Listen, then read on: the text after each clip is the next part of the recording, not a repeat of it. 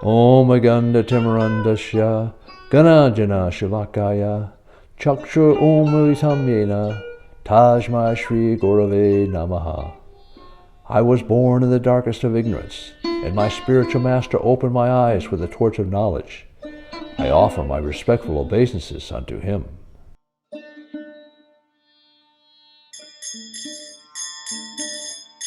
Krishna Kirtana Bhanana Tanapano. Hare Krishna. Welcome back to this video series on the Bhagavad Gita as it is, translated by His Divine Grace, A.C. Bhaktivedanta Swami Prabhupada. We are currently on Chapter 16, the Divine and Demoniac Natures. Krishna explains that the ultimate difference between the divine and the demoniac is that the divine follow scriptures, while the demons do not. After mentioning 26 godly qualities, Krishna explains the demoniac nature that degrades the soul. Krishna ends the chapter by explaining that because lust, anger, and greed are the beginning of demoniac life, all sane men should give them up and understand their duty through faithfully following scriptures. Text number 1. The Blessed Lord said, fearlessness, purification of one's existence, cultivation of spiritual knowledge, charity, self-control, performance of sacrifice, study of the Vedas, austerity and simplicity, non-violence, truthfulness, freedom from anger, renunciation, tranquility, aversion to fault-finding, compassion, and freedom from covetousness, gentleness, modesty, and steady and determination, vigor, forgiveness, fortitude, cleanliness, freedom from envy, and passion for honor. These transcendental qualities, O son of Bharat, belong to godly men endowed with divine nature. Arrogance, pride, anger, conceit, harshness, and ignorance. These qualities belong to those of demoniac nature, O son of Pritha. The transcendental qualities are conducive to liberation, whereas the demoniac qualities make for bondage. Do not worry, O son of Pandu, for you are born with divine qualities. O son of Pritha, in this world there are two kinds of created beings. One is called the divine and the other demoniac. I have already explained to you at length the divine qualities. Now hear from me of the demoniac. Those who are demoniac do not know what is to be done and what is not to be done. Neither cleanliness, nor proper behavior, nor truth is found in them. They say that this world is unreal, that there is no foundation, and that there is no God in control. It is produced of sex desire and has no cause other than lust. In text 1, Krishna lists 26 qualities of the divine nature. Srila Prabhupada gradually introduces this chapter in his purport. In the beginning of the 15th chapter, the banyan tree of this material world was explained. The extra roots coming out of it were compared to the activities of the living entities, some auspicious, some inauspicious. In the 9th chapter also, the devas, or godly, and the asuras, the ungodly, or demons, were explained. Now, according to Vedic rites, activities in the modes of goodness are considered auspicious for progress on the path of liberation, and such activities are known as transcendental by nature. Those who are situated in the transcendental nature make progress on the path of liberation. For those who are acting in the modes of passion and ignorance, on the other hand, there is no possibility of liberation. Either they will have to remain in this material world as human beings, or they will descend among the species of animals or even lower life forms.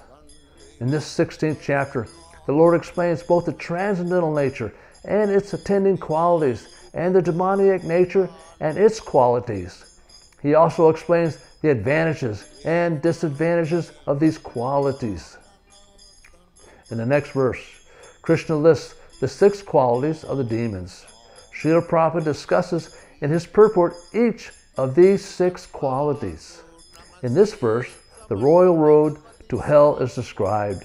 The demoniac want to make a show of religion and advancement in spiritual science, although they do not follow the principles. They are always arrogant or proud in possessing some type of education or so much wealth. They desire to be worshipped by others and demand respectability. They do not know what should be done and what should not be done. They do everything whimsically according to their own desire, and they do not recognize any authority. In text 5, Krishna removes Arjuna's doubt about whether his own participation in the battle as a warrior will be due to possessing a demoniac mentality. Krishna says, "Do not worry, O son of Pandu, for you are born with divine qualities." His involvement in the fight was not demoniac, because he was considering the pros and cons. He was considering whether respectable persons such as Bhishma and Drona should be killed or not. He was not acting under the influence of anger, false prestige, or harshness. Therefore, he did not have the quality of demons. Even one with a demoniac nature can change his qualities in favorable association, because one's qualities develop according to one's association. By associating with those overwhelmed by lust, anger, and greed, we become lusty, angry, and greedy. Then again, we can develop perfect qualities by association with the perfect Guru, Sadhu, and Shastra. In Melbourne, during his 1975 visit, Srila Prabhupada was asked, "How can I become sincere?" His answer, "How can you become a drunkard? If you want to become a drunkard, you associate with drunkards. If you want to become sincere, associate with these devotees. They are sincere." Srila Prabhupada states in his purport to text 6 that the essential distinction between the divine and demoniac is adherent to the Vedic literature. The conditioned living entities are divided into two classes in this world. Those who are born with divine qualities follow a regulated life. They abide by the injunctions in scriptures and by the authorities. One should perform duties in the light of authoritative scripture. This mentality is called divine. One who does not follow the regulated principles as they are laid down in the scriptures and who acts according to his whims is called demoniac or asuric. Krishna will later state directly that actions performed without proper discrimination between right and wrong are symptomatic of the mode of passion, a mode with which the demoniac are richly endowed. O son of Prita, that understanding which cannot distinguish between religion and irreligion, between action that should be done and action that should not be done, is in the mode of passion. Bhagavad Gita, chapter 18, text 31. Text number 9. Following such conclusions, the demoniac, who are lost to themselves and who have no intelligence, engage in unbeneficial, horrible works meant to destroy the world. The demoniac, taking shelter of insatiable lust, pride, and false prestige, and being thus illusioned, are always sworn to unclean work, attracted by the impermanent. They believe that to gratify the senses unto the end of life is the prime necessity of human civilization. Thus, there is no end to their anxiety. Being bound by hundreds and thousands of desires, by lust and anger, they secure money by illegal means for sense gratification. The demoniac person thinks, "So much wealth do I have today, and I will gain more according to my schemes. So much is mine now, and it will increase in the future, more and more.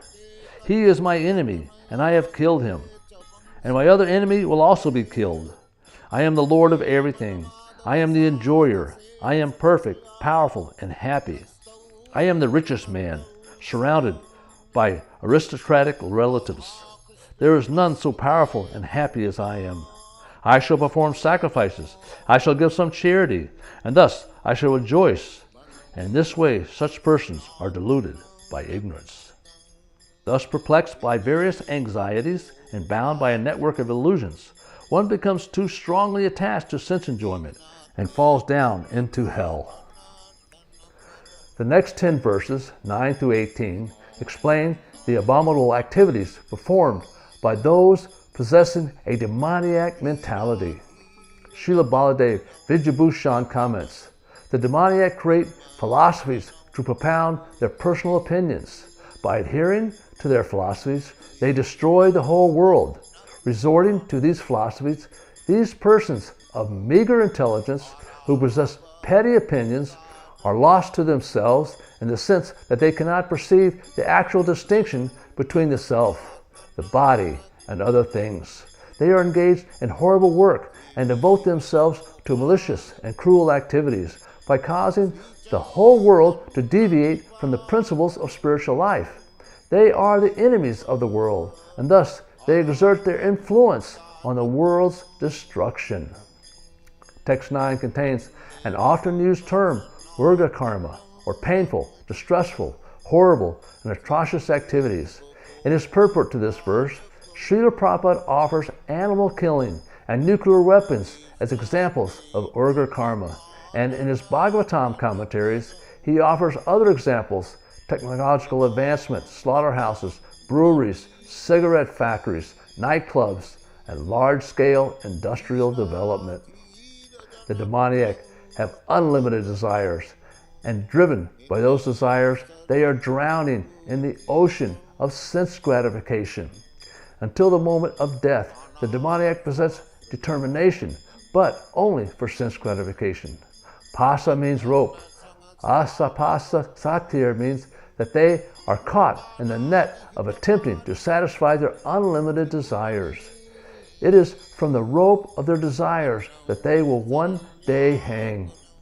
Krishna mentions in text 17 that is commonly referred to as wolves in sheep's clothing, cheaters in the name of religion. Srila Prabhupada writes more about this in his purport to text 17. Thinking themselves, all in all, not caring for any authority or scripture, the demoniacs sometimes perform so-called religious or sacrificial rites. And since they do not believe in authority, they are very impudent. This is due to illusion caused by accumulating some wealth and false prestige. Sometimes such devotees take up the role of preacher, mislead the people, and become known as religious reformers or as incarnations of God. They make a show of performing sacrifices, or they worship the demigods, or they manufacture their own God. Common men advertise them as God and worship them, and by the foolish they are considered advanced in the principles of religion or in the principles of spiritual knowledge. They take the dress of the renounced order of life and engage in all nonsense in that dress. Actually, there are so many restrictions for one who has renounced this world. The demons, however, do not care for such restrictions. They think that whatever path one can create is his own path. There is no such thing as a standard path one has to follow.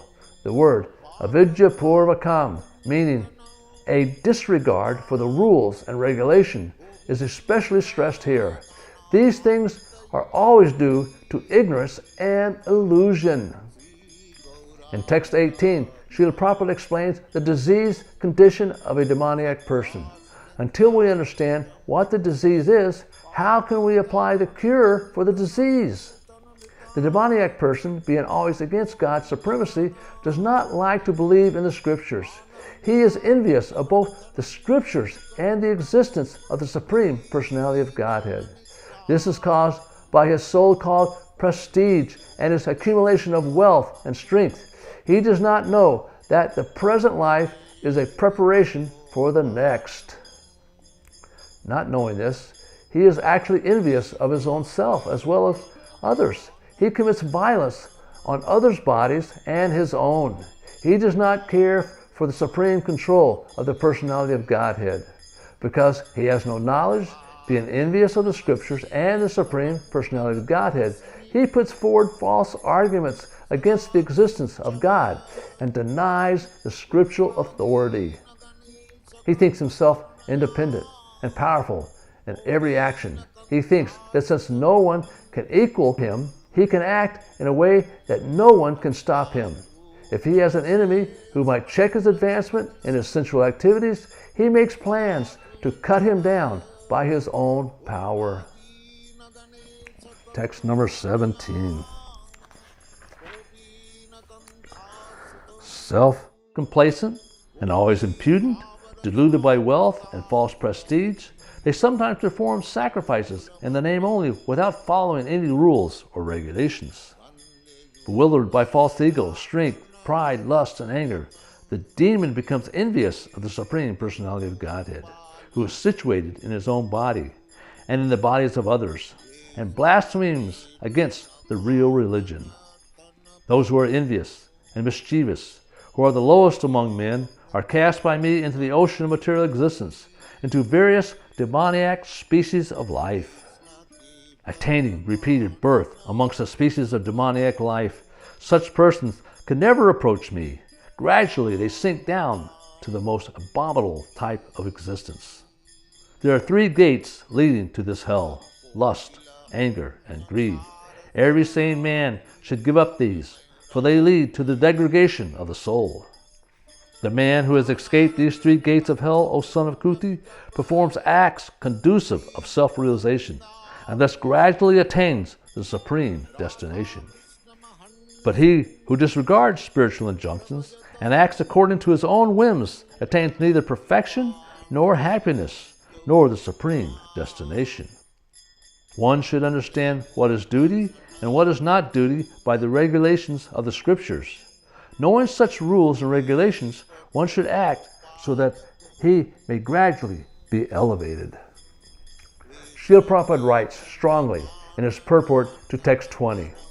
It is clearly stated that the demoniac people, life after life, are put into the wombs of similar demons, and not achieving the mercy of the Supreme Lord, they go down and down, so that at last they achieve bodies like those of cats, dogs, and hogs.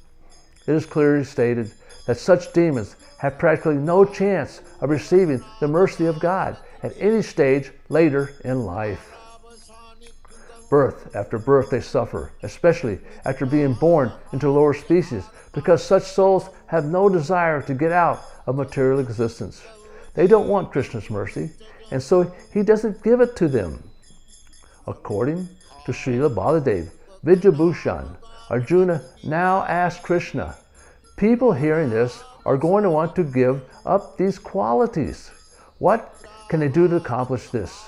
Krishna answers this question, and in this way presents us with our own choice: either adopt demoniac life and become degraded, or reject it and obtain the supreme destination. Krishna orders every sane person to give up lust, anger, and greed. Those qualities are so vicious that even one possessing a divine nature should fear them.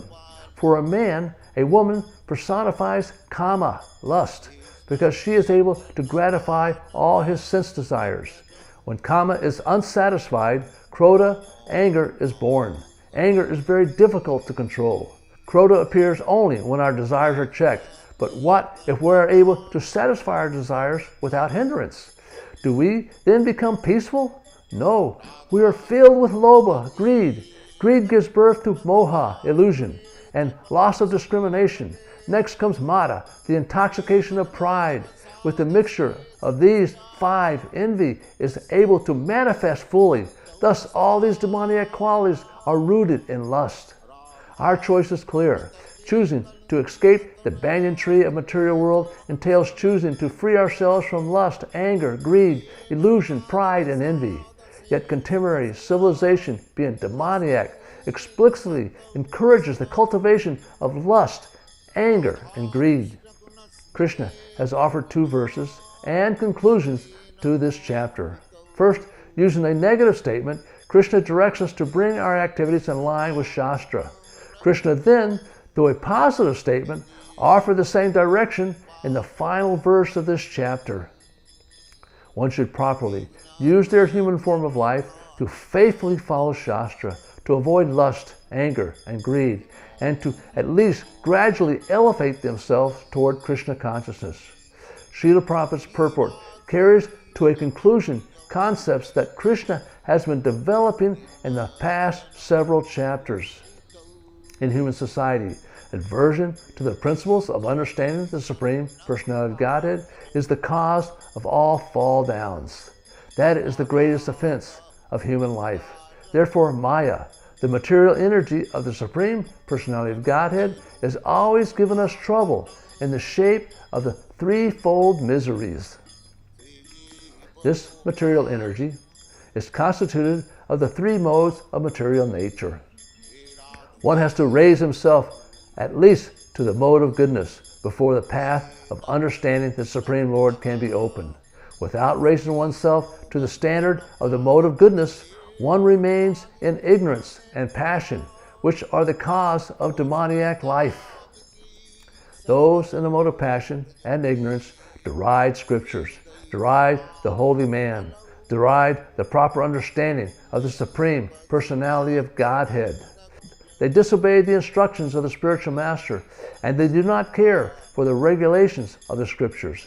In spite of hearing the glories of devotional service, they are not attracted. Thus, they manufacture their own way of elevation. These are some of the defects of human society, which lead to the demoniac status of life. If, however, one is able to be guided by a proper and bona fide spiritual master who can lead one to the path of elevation to the higher stage, then one's life becomes successful. That ends this chapter. Thank you for watching. Hope you will return when we will discuss chapter 17, entitled The Divisions of Faith. Hare Krishna.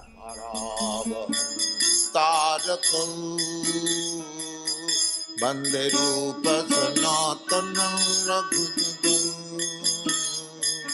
Sri Jiva Gopalakam Krishna Kirtana Ganana Tana Param Primam Tambani